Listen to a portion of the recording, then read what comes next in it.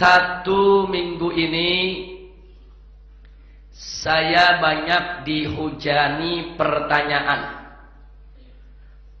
dari masyarakat di berbagai tempat, khususnya di ibu kota Jakarta, tentang banyaknya masjid dan musola yang menolak mensolatkan jenazah bagi orang Islam yang meninggal dunia yang di masa hidupnya mendukung dan memilih orang kafir sebagai pemimpin.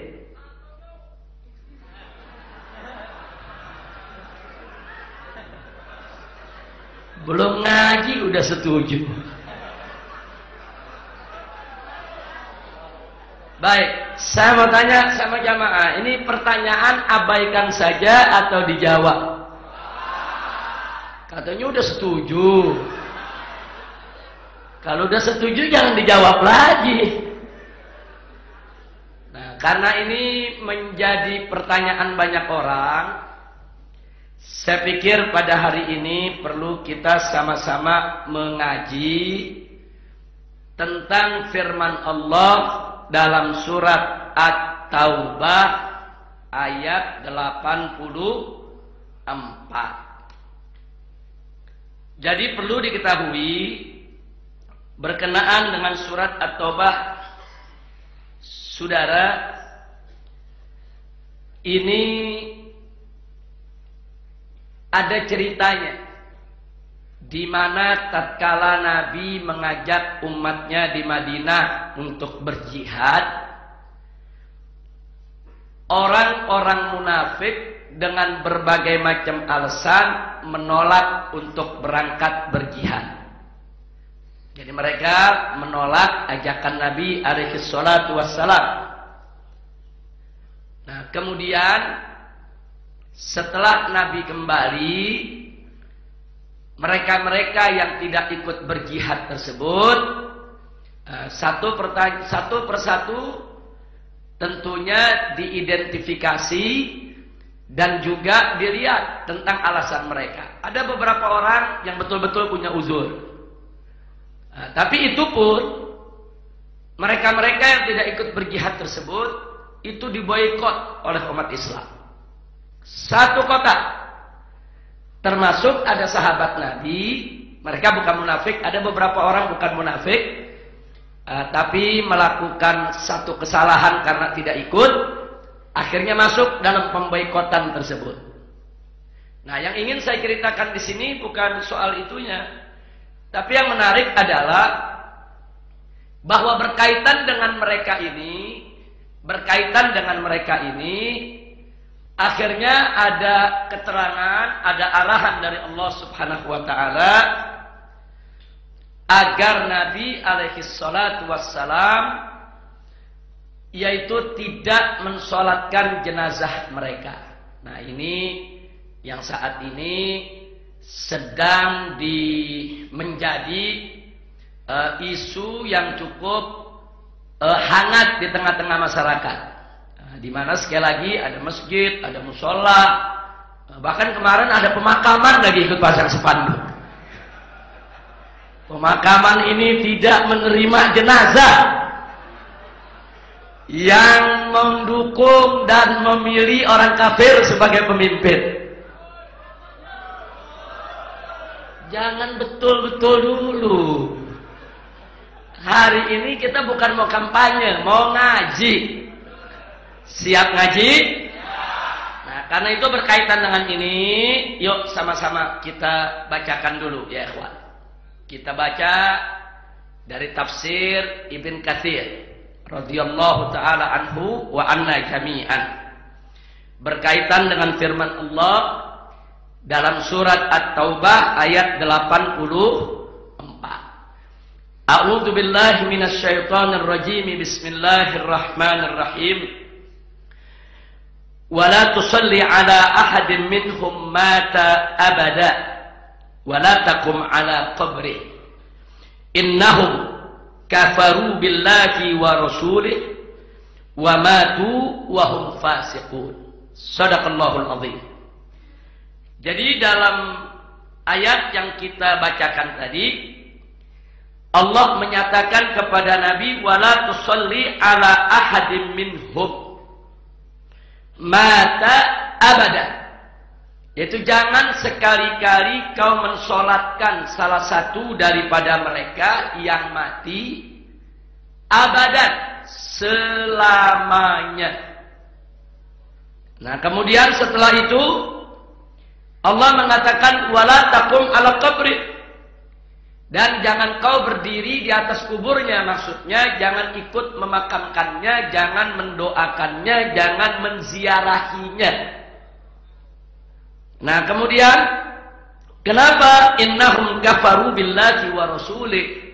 Karena mereka telah mengingkari Allah dan Rasulnya, menentang Allah dan Rasulnya. Wa matu, dan mereka mati, wa hum fasiqun, dalam keadaan fasik. Nah, bagaimana ceritanya ayat ini turun? Apa sababun nusulnya? Mari kita lihat dari tafsir Ibn Katsir. Di sini diceritakan oleh Al-Imam Al-Bukhari sebagaimana dikutip oleh Imam Ibn Katsir dalam tafsirnya. Al-Imam Al-Bukhari radhiyallahu taala anhu meriwayatkan sebuah hadis yang bersumber dari Nafi' an Ibni Umar radhiyallahu taala anhuma. Abdullah ibn Umar ini putra Sayyidina Umar ibn Khattab.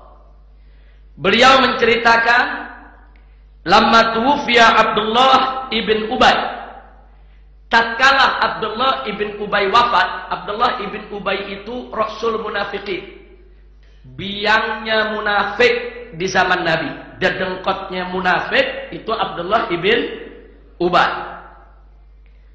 Jadi dikatakan lamma tuwfiya Abdullah ibn Ubay, tatkala Abdullah ibn Ubay biangnya munafik ini wafat, meninggal dunia, jaa ibnuhu, putranya Abdullah ibn Ubay yang bernama Abdullah ibn Abdullah. Jadi putranya juga ada namanya Abdullah, sama dengan nama bapaknya. Nah, datang putranya ini, kemana dia datang? Ila Rasulillah sallallahu alaihi wasallam. Dia datang menghadap kepada Rasulullah sallallahu alaihi wasallam. Fasa'alahu. Kemudian sang putra tadi meminta kepada Nabi an yu'tiyahu qamisahu, agar Nabi memberikan kepada si putra tadi, yaitu qamisahu, gamisnya Nabi, bajunya Nabi, kemejanya Nabi, qamis. Nah, kemudian untuk apa? Yukfan fihi, yaitu yukafan fihi aba. Yukafin fihi aba. Karena si anak ini ingin mengkafankan ayahnya yang biang munafik tadi dengan bahan kemeja yang dimiliki oleh Nabi. Fa'ata. Nah, ini menariknya. Nabi berikan kamisnya tadi. Nabi enggak tolak permintaannya. Summa sa'alahu. Kemudian sang putra juga meminta kepada Nabi an yusolli alaihi, agar Nabi mensolatkan jenazah ayahnya. Kemudian diceritakan faqama Rasulullah sallallahu alaihi wasallam. Maka Nabi pun berangkat dan Nabi mau menyolatkan jenazah tersebut. Faqama Umar, melihat peristiwa tersebut, Sayyidina Umar ibn Khattab berdiri. Fa'akhadha bi thawbi Rasulillah. Kemudian beliau pegang, beliau tarik bajunya Nabi alaihi salatu wassalam. Faqala, maka Sayyidina Umar berkata kepada Nabi, ya Rasulullah, wahai Rasulullah, tusalli alaihi wa qad nahaka rabbuk an tusalli alaihi. Wahai Rasulullah, adakah kau akan mensolatkan dia sementara Allah melarang untuk mensolatkan dia? Nah, kemudian faqala Rasulullah sallallahu alaihi wasallam. Kemudian Nabi menjawab kepada Sayyidina Umar, Innama khayyarani Allah. Sesungguhnya Allah tidak melarangku, tapi Allah memberikan pilihan kepadaku. Jadi Sayyidina Umar punya pemahaman Allah melarang Nabi untuk mensolatkan jenazahnya Abdullah ibn Ubay. Tapi Nabi menjelaskan. Kata Nabi, innama khayyarani Allah. Sesungguhnya aku ini diberikan pilihan oleh Allah. Nah, kemudian Nabi membaca ayatnya. Yaitu ayat, saudara, kalau kita perhatikan yang dibawa oleh Nabi ini dalam Al-Quran, di mana Allah menyatakan istaghfir lahum aw la tastaghfir lahum. Jadi kau memohon ampun bagi mereka atau kau tidak memohon ampun kepada mereka. In tastaghfir lahum, jika engkau memohon ampun bagi mereka, wahai Rasul, wahai Nabi, wahai Muhammad, 70 marrah, 70 kali, falan yaghfirallahu lahum, Allah tetap tidak mengampuni mereka. Jadi ada ayat bunyinya, kau mohon ampun atau kau enggak mohon ampun, walaupun kau mohon ampun 70 kali, Allah tidak akan mengampuni. Nah, apa kata Nabi selanjutnya? Nabi mengatakan wasa aziduhu ala sab'in. Allah menyatakan 70 kali istighfar Allah enggak ampuni. Kata Nabi, aku akan lebihkan dari 70. Saking apa? Saking sayangnya Nabi sama umatnya, sudah. Ini supaya kita tahu, kita punya Nabi alaihi salatu wassalam itu menginginkan umatnya ini, semua umatnya bisa masuk surga. Nah, sampai orang yang udah jelas-jelas munafik begini nih, Nabi masih mau berupaya kalau masih bisa diampunin, ana doain. Kalau masih ada jalan untuk diampunin, ana doain. Itu luar biasa akhlak Nabi kita Muhammad sallallahu alaihi wasallam. Jadi, saudara, pemahaman Sayyidina Umar terhadap ayat ini percuma disolatin, gak bakal diampunin. Nah, tapi bagi Nabi masih ada harapan. Kan Allah menyatakan istighfar yang gak diterima 70 kali. Kalau lebih kan masih ada harapan. Nah, Nabi mau lebihin. Sudah. Nah, akhirnya apa? Diceritakan ini oleh Abdullah ibn Umar. Beliau melanjutkan cerita. Fasalla alaihi Rasulullah sallallahu alaihi wasallam. Kemudian Nabi pun mensolatkan jenazahnya. Selesai solat, saudara, ya para sahabat banyak yang ikut Nabi mensolatkan. Tapi apa yang terjadi? Selesai kejadian itu, fa anzalallahu azza wa jalla, maka Allah turunkan kepada Nabi surat At-Taubah ayat 84. Baru turun setelah peristiwa penyolatan. Turun itu ayat di mana Allah menyatakan kepada Nabi, wala tusalli ala ahadin minhum. Enggak boleh kau solatkan salah seorang siapapun dari mereka. Mata abadan, siapapun yang mati di antara orang-orang munafik, jangan pernah lagi kau solatkan ya Muhammad selamanya. Nah, kemudian wala taqum ala qabri. Jangan kau ikut pemakamannya, jangan ziarahinya, jangan mendoakannya. Kenapa? Wa innahum kafaru billahi wa rasulih. Mereka sudah menentang Allah terang-terangan, mengingkari Allah dan Rasulnya secara terang-terangan.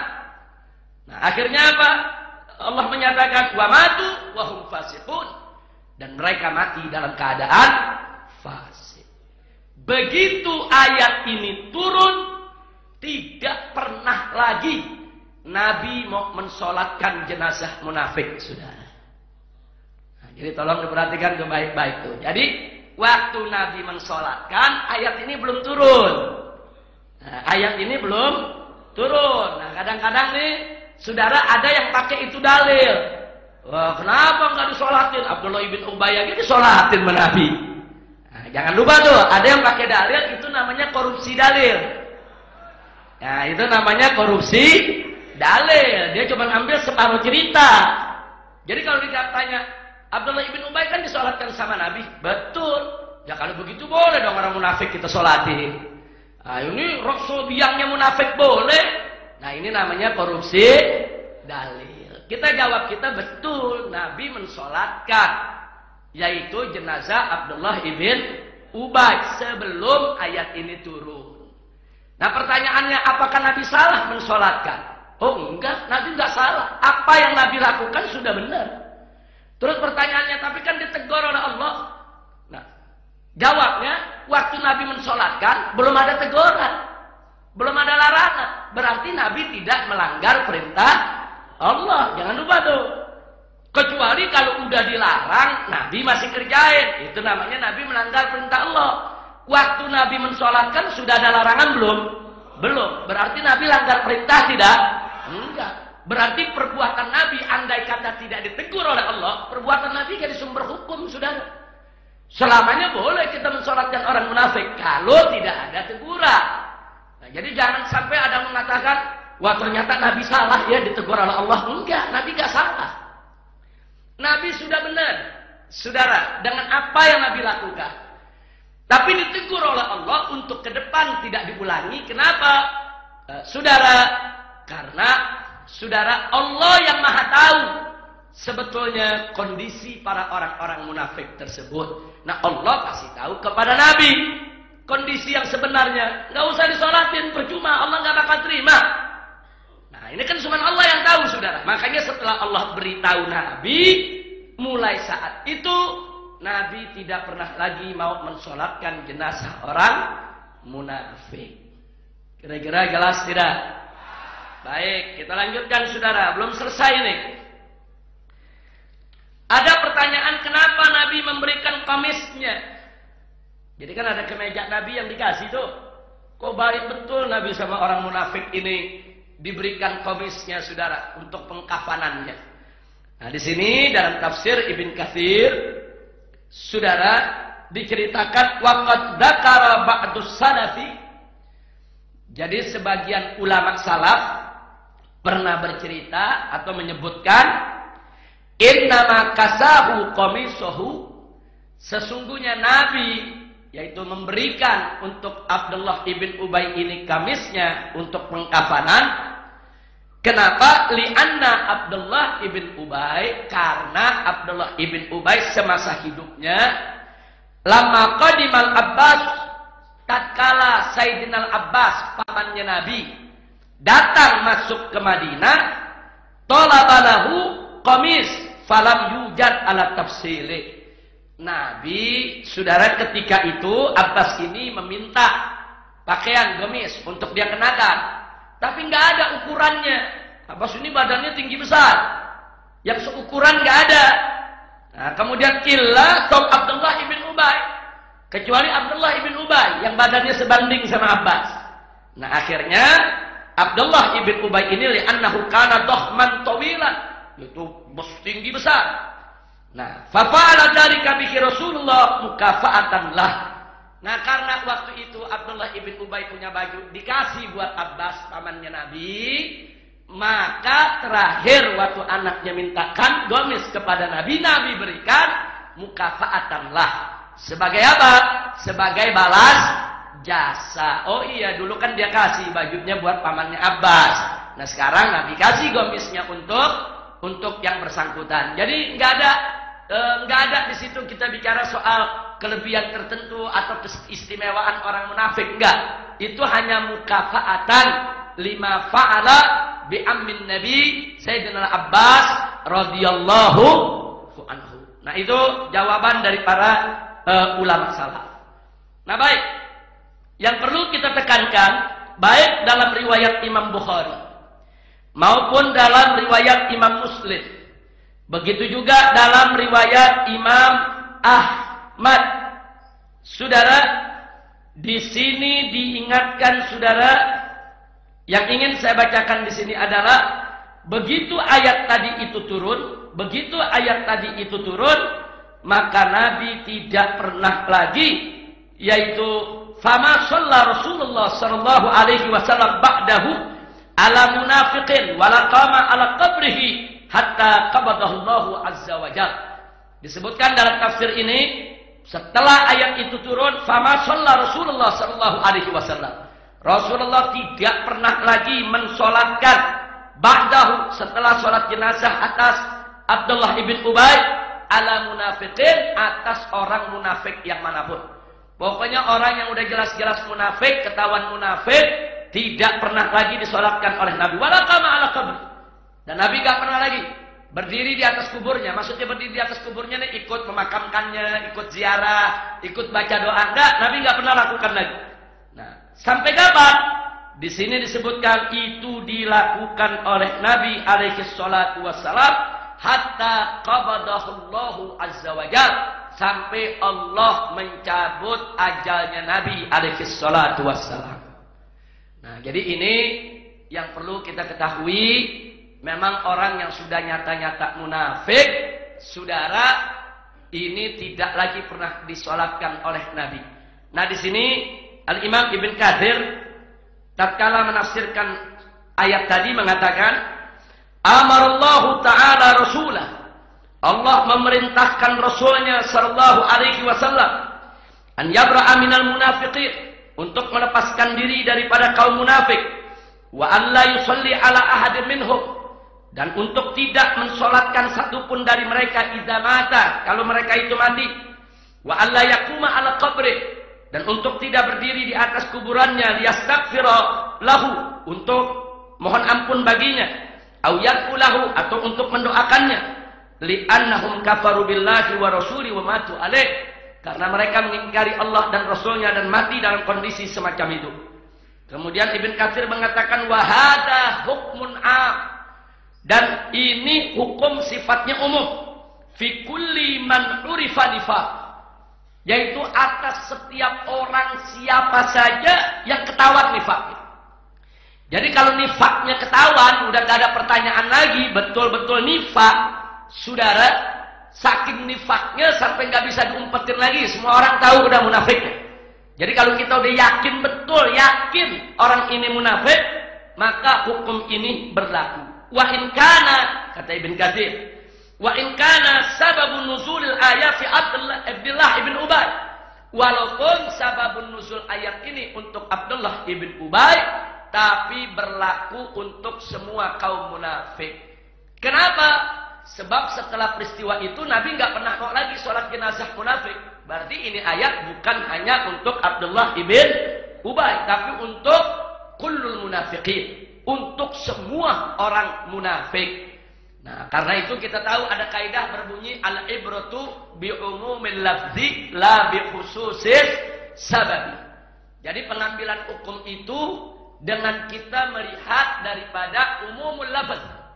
Umumnya lafaz. Lafaz itu sifatnya umum atas siapa saja. La tusalli ala ahadin, jangan sholat kepada seorang pun dari mereka. Itu umum.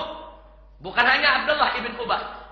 Nah, jadi pengambilan hukum itu dengan umumnya lafaz, la bi khususis sababi, tidak dengan khususnya suatu sebab. Nah, inilah beberapa kita lihat yang perlu kita sampaikan berkenaan dengan ayat tadi, dan riwayat hadis yang menceritakan sababun nuzulnya tadi itu ada dalam Sahih Bukhari, ada dalam Sahih Muslim, ada dalam Musnad Ahmad, diriwayatkan juga di Jami'ut Tirmizi, juga diriwayatkan oleh Imam Nasa'i. Artinya cerita yang kita sampaikan tadi atau yang dikutip oleh Imam Ibn Katsir ini banyak dinukilkan oleh ulama-ulama hadis yang tidak kita ragukan lagi. Nah, baik, kita lanjutkan. Saudara, ada seorang sahabat Nabi alaihi salatu wassalam bernama Hudzaifah ibnul Yaman. Hudzaifah ibnul Yaman ini dijuluki oleh para sahabat sahibus sir. Sahibu sirri Rasulillah, sahabat rahasianya Nabi. Kenapa dijuluki sahabat rahasianya Nabi? Karena Nabi memberitahu kepada Hudzaifah ibnul Yaman. Apa yang diberitahu oleh Nabi? Nabi kasih tahu orang-orang munafik siapa saja. Jadi Hudzaifah ibnul Yaman tunjukin tuh yang munafik yang itu, yang munafik yang itu, yang munafik tuh fulan bin fulan, fulan bin fulan. Terus Nabi kasih amanat sama Hudzaifah, la tukhbir ahadan. Jangan kasih tahu orang lain. Enggak boleh. Nah, karena Nabi larang untuk memberitahu orang lain, berarti itu khusus hanya untuk Hudzaifah ibnul Yaman. Semua sahabat tahu Hudzaifah ibnul Yaman ini diamanatkan begitu. Sampai-sampai Sayyidina Umar ngorek-ngorek ke Abdullah Hudzaifah ibnul Yaman. Cuman Sayyidina Umar nggak ngorek-ngorek yang lain, ngorek-ngorek buat pribadinya. Jadi dipanggil Hudzaifah ibnul Yaman, coba Hudzaifah tolong kasih tahu aku. Itu di antara nama-nama Nabi sebut itu munafik, aku termasuk nggak di dalamnya? Jadi pertanyaannya mau tahu dirinya termasuk gak munafik? Nah kemudian Hudzaifah tersenyum, menggelengkan kepalanya. Kalau Sayyidina Umar gak termasuk dalam kelompok itu. Tapi Sayyidina Umar nanya, siapa aja sih? Dijawab oleh Hudzaifah ibnul Yaman, gak boleh. Nabi larang aku untuk menyampaikannya. Nah lalu Sayyidina Umar, walaupun begitu Sayyidina Umar ini cerdas. Kalau ada jenazah meninggal dunia di kota Madinah, dan beliau tidak tahu ini orang masuk golongan mana, beliau nungguin Hudzaifah ibnul Yaman. Pokoknya kalau Hudzaifah ibnul Yaman datang ke masjid ikut sholat, Sayyidina Umar ikut sholat. Kalau Hudzaifah ibnul Yaman gak ikut sholat, apalagi langsung pulang, Sayyidina Umar ikut pulang. Nah ini kejadian, saudara. Nah, jadi Hudzaifah itu mengamalkan untuk dirinya, tapi Sayyidina Umar gak mau ketinggalan, diikutin Hudzaifah. Nah dia sholat kan nih, kalau dia gak sholat dia ikut pulang, saudara. Nah artinya apa di sini? Artinya memang orang-orang yang sudah jelas-jelas munafik itu masuk dalam ayat ini, yang sudah jelas. Nah, tapi jangan semua kita sebut munafik dulu. Nah, yang jelas-jelas munafik, ya memang masuk ini. Nah, jadi munafik itu seperti apa sih? Seperti kalau dia nggak tahu, dia belum masuk kategori munafik. Kalau dia nggak tahu hukum. Tapi kalau udah berkali-kali dikasih tahu habaib, dikasih tahu kiai, tafsirnya dibacain, masih ngotot aja ngotot. Nah, yang begini ada gitu? Ada, saudara. Udah dikasih tahu. Kalau belum dikasih tahu, belum ngaji, emang dia nggak paham, nggak boleh kita tuduh munafik dulu. Orang nggak tahu dikasih tahu, yang nggak paham dipahamkan. Itu kewajiban kita, saudara. Nah, tapi kalau dia udah dikasih tahu berkali-kali, tapi masih ngotot nyalain kiai lagi. Nah, itu kalau yang udah begitu udah fasik itu, saudara. Nah, kalau pertanyaannya kalau tekanan ekonomi bagaimana, Habib? Nah, ini kan ada urusan ekonomi nih. Saudara, justru kalau bicara tekanan ekonomi, kita umat Islam harus rame-rame meyakinkan yang bersangkutan bahwa kalau dia tidak pilih si kafir, nggak usah khawatir, BPJS-nya nggak batal. Nggak usah khawatir, KPJ-nya nggak batal. Itu ditakut-takuti, saudara, semuanya bohong. Oh, kamu kalau nggak pilih nanti BPJS batal, nanti ke rumah sakit bayar. Wah, nanti kartu pintar Jakartanya diambil, nanti anak-anakmu sekolah mesti bayar. Itu bohong. Kalau ada mengatakan kalau nggak milih si kafir, nanti pembangunan jembatan berhenti. Siapa bilang? Ini bukan duit pribadi dia. Itu pembangunan jalan, pembangunan jembatan, pembangunan LRT, MRT, pembangunan pembersihan sungai-sungai, pembangunan perumahan. Itu semua agenda negara. Bahkan sebagian pembangunan di Jakarta ini agenda pemerintah pusat, bukan pemerintah daerah. Jadi siapapun yang jadi gubernur, tetap saja kesehatan, pendidikan masyarakat tetap jalan. Ini mesti kita kasih paham. Kalau dikasih paham nggak ngerti juga, emang nggak paham lah. Bagaimana kita ngomongnya sudah? Kira-kira jelas tidak? Maka itu kita minta bantuan jamaah nih, kasih tahu. Jangan sampai dibohongin. Wah, nanti kalau nggak milih begini, itu teror. Kesian orang-orang kita tadi, saudara, karena takut diteror, karena takut ekonomi, akhirnya terpaksa dia milih. Saudara, nah, orang-orang semacam ini patut dikasihani. Nah, karena itu sebelum atau jangan sampai terulang lagi, yuk dari sekarang. Ini waktu kita hanya tinggal berapa minggu? Ada 5-6 minggu lagi? Jadi yuk mari kita berikan kesadaran kepada masyarakat. Jangan takut diteror, jangan takut diancam. Kalau ada ancaman dari RT, laporin ke kita. RT-nya kita ganyang rame-rame. Setuju? Orang nggak boleh diancam, biar dia bebas milih, saudara. RT nggak boleh ngancam, RW nggak boleh ngancam, lurah nggak boleh ngancam, saudara. Jangan, saudara jangan. Cuma dikasih satu keluarga 400.000, udah pilih orang kafir.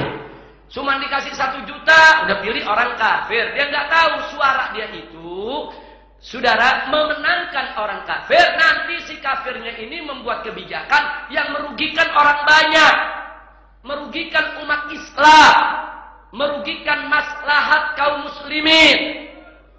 Jangan terpengaruh dengan segala macam teror, saudara. Kira-kira jelas tidak? Baik, kembali ngaji lagi.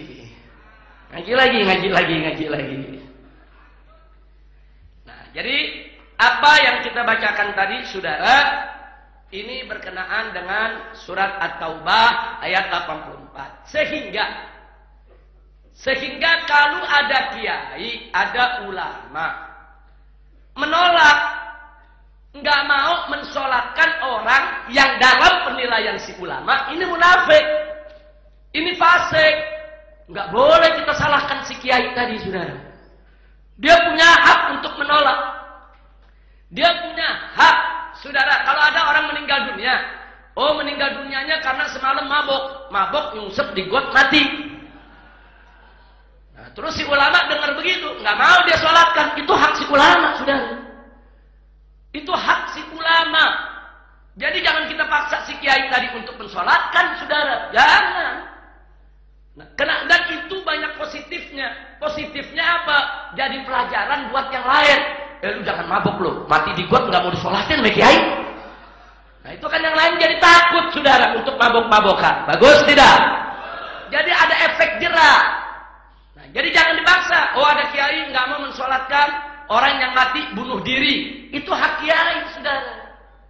Orang yang mati dalam maksiat, itu hak kiai. Orang yang seperti yang kita ceritakan tadi, terang-terangan, saudara, dia kampanye, dia ngajak orang. Untuk apa? Melawan kiai, dia pilih orang kafir sebagai pemimpin. Kiai dia tahu, terus kiai nggak mau sholatkan. Itu hak kiai, saudara. Kira-kira jelas tidak? Nah, sekarang si kiai punya murid, muridnya ikut-ikutan, nggak mau juga. Ya itu hak murid yang ngikutin kiai, saudara. Nah, terus ada yang protes, Habib.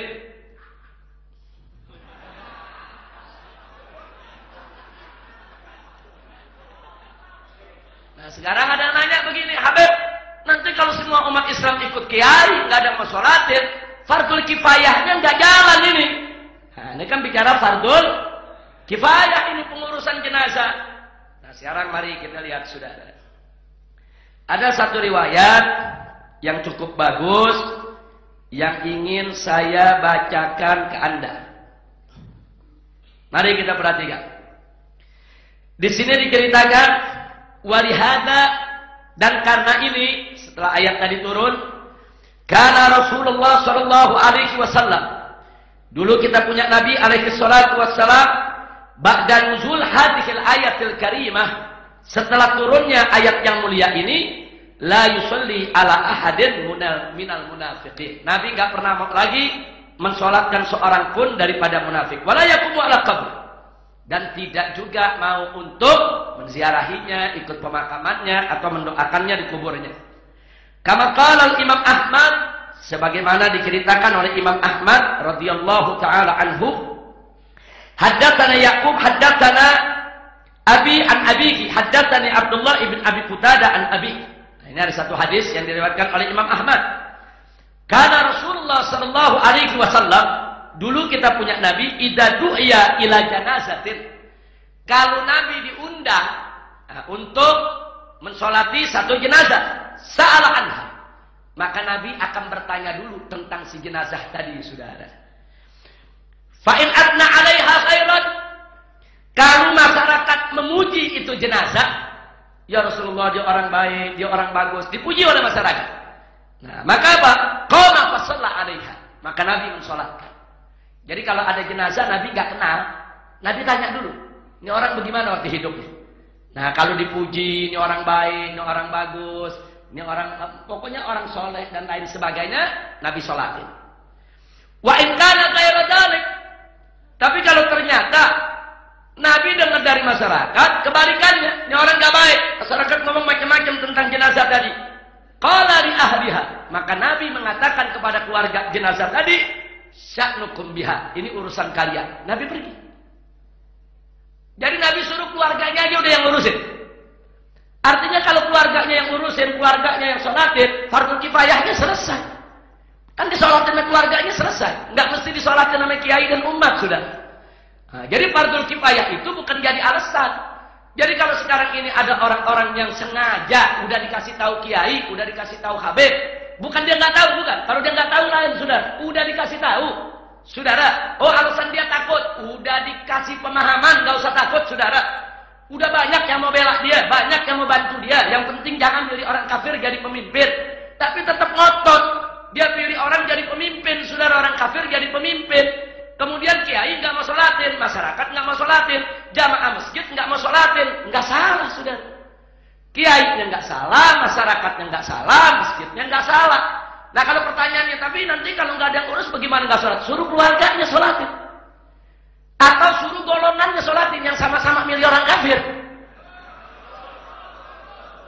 Saya tanya, yang milih orang kafir ada juga kan selain dia kan? Suruh sholatin aja bareng-bareng, hanya sholatin sendiri. Lu yang mandiin, lu yang kafanin, lu yang sholatin, lu yang kuburin. Gua nggak mau ikut. Kira-kira saya mau tanya, kalau kiai punya sikap semacam itu, saudara, kalau kita lihat ini dari dalil-dalil yang kita sampaikan tadi, saudara, salah gak kiainya? Nggak salah. Nah cuma memang sampai hari ini, baik ulama, ormas Islam, MUI dan lain sebagainya, tidak ada yang memberikan fatwa. Masjid-masjid tolak jenazah pendukung orang kafir. Nggak ada, saudara. Tapi sekarang saya ditanya, lalu bagaimana tuh spanduk-spanduk? Nah, spanduk-spanduk ditulis di masjid-masjid. Saya jawab, itu bukan fatwa ulama, itu keputusan pengurus masjid. Lah pengurus masjid punya hak untuk bikin keputusan.